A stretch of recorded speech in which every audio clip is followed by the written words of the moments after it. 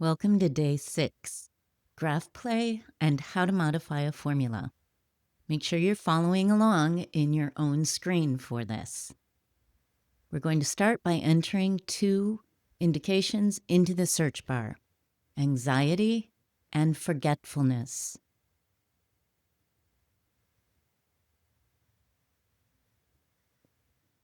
Now we're going to filter by formula. And then we're going to filter out related formulas. This should leave Guipitong and Dingzhirwan. Now we're going to go to Graph View, and we're going to do something a little different here. First, we're going to pre-filter for indications and formulas. So this is one way you can avoid having that visual overwhelm. If you know what you're looking for, you can come and pre-select what you want. Going to close up. Now let's start. I'm going to start with Dingzhirwan, and I'm going to wander it open. And I want to point out something that you may or may not have noticed in prior videos. This is Dingzhirwan. Let me change these for a moment. Now here's Guipitong. We haven't wandered open Guipitong yet, but you can already see that the items it has in common with Dingzhirwan are already attaching to the Guipitong node.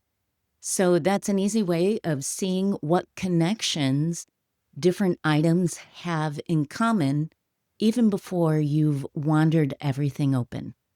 Now we're going to wander open Guipitong. Okay, both of our formulas are open. Let's move them here to the center. I said we'd go over the graph sliders in a prior video. Today's the day. I'm going to set everything more or less to the center.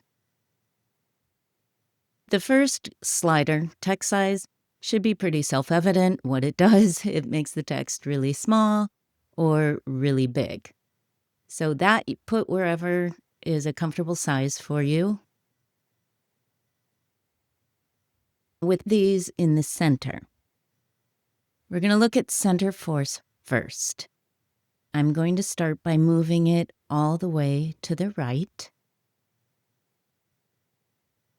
And anytime you move these slider bars, it does do that little repositioning on the board where it looks like it goes a little crazy. That's okay.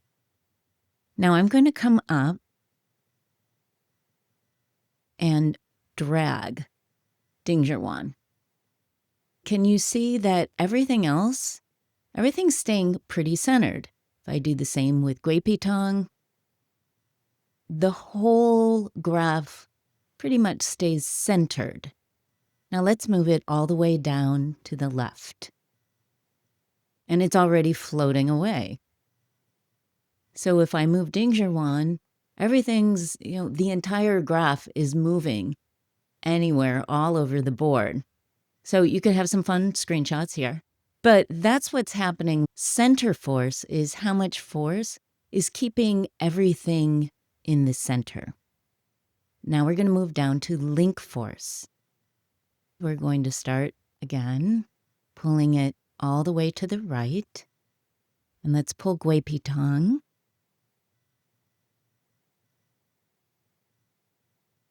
And you see that the individual nodes are moving with it.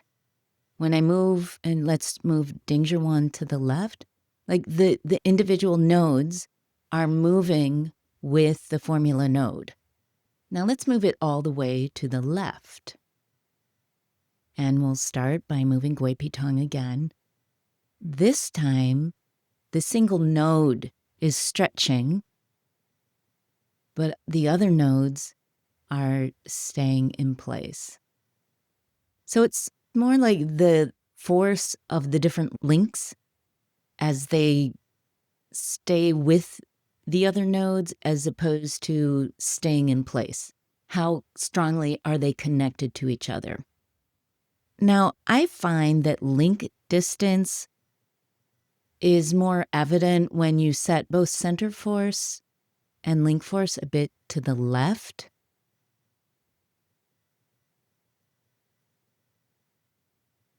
So if we move it, let's first move it all the way to the right, and you can see how it really opens up and expands the graph.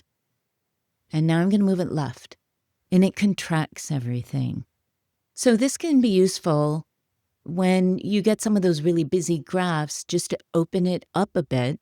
I'm going to make this a little smaller now so you can see it. But it gives you a little more space so you can see the connections more easily. This actually is about where I like to keep my settings. I'll move link distance a little back and forth, but center force and link force, I tend to keep more towards the left. You can see if that works for you or not. Sometimes if you have a super busy graph that you want to just rearrange like really quickly, sliding center force all the way right and then left, or even doing the same with link force can reposition the graph and give you, it's almost like hitting a refresh button on the screen. So that is our graph play. Feel free to stop the video and play around a bit more if you would like. I hope that helps explain and give you a better idea of how these graph sliders work. I'm going to make this text size a little bigger. Okay, I'm going to rearrange this. And of course, anytime you want to move things to center, the other way you can do it is just click and hold anywhere on the graph, and it will move the entire graph at one time. So next, we are going to move on to how to modify a formula. I'm going to use this very simple example to give you an idea of how you can modify a formula using the Weaver. First, we do need to get rid of a couple of extra, we've got one extra formula, a couple extra formulas with Guipi Tong. We want to clear those out. Great. Oh, and Dingzhuan has Deepen Tong. There we go. We have Guipi Tong and Dingzhuan, and we're looking at their indications. Remember, the common indications are all here in the center. So white tongue coating, pale tongue, anxiety, palpitations, forgetfulness, and a thin pulse. It looks like we've got a deficient patient for either formula. But how are they different? We've looked at Guipi Tong in other videos, and we know that it deals with qi deficiency. We have a pale complexion, we have reduced appetite, loss of appetite, possible emaciation. There could be bleeding, early menses, prolonged menses, fatigue, a forceless pulse. So there's a lot of qi deficiency that's showing up. When we look at Dingzhuan, we see glee, apprehensiveness, worry, incessant laughter. There is nearsighted vision, sleep disturbances, rapid pulse, fright, irritability, easily frightened, dizziness. So Dingzhuan has a lot more psycho-emotional indications attached to it. What if you have a patient who is clearly a candidate for Guipi Tong, but maybe they have some symptoms from Dingzhuan that are starting to set in? Is there a way you can modify Guipi Tong with some herb ideas from Dingzhuan? Let's check it out.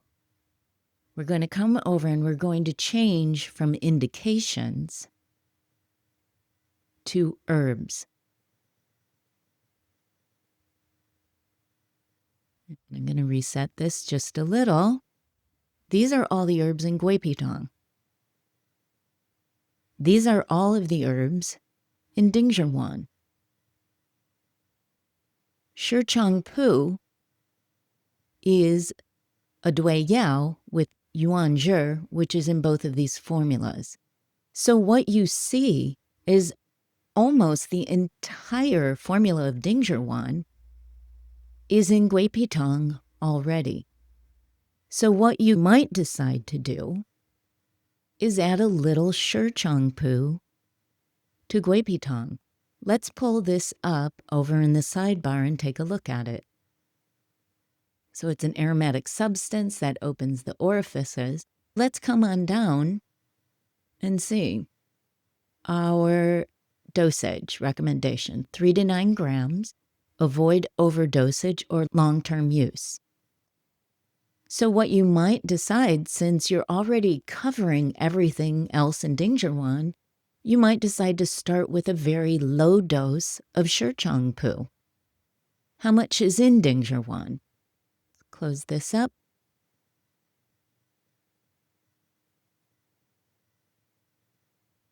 Now, if you look down, 60 grams, but current practice is 10%. So normally, Dingzhi uses 6 grams. You might decide, okay, I don't need the full amount. Let's start with 3 grams, or perhaps even less, and see how the patient reacts. So that's a way that you can use these different formulas and looking at the herbs and the indications to decide how to modify a formula. Look forward to seeing you tomorrow for our final day of the TCM Weaver Challenge. Remember, it takes 4 posts of either a screenshot or a takeaway to qualify for one of the 3 $50 Camo Herb gift certificates. Remember to tag at TCM Weaver, use hashtag TCM Weaver Challenge Spiderweb in the comments, and follow at Camo Herbs to qualify. Good luck.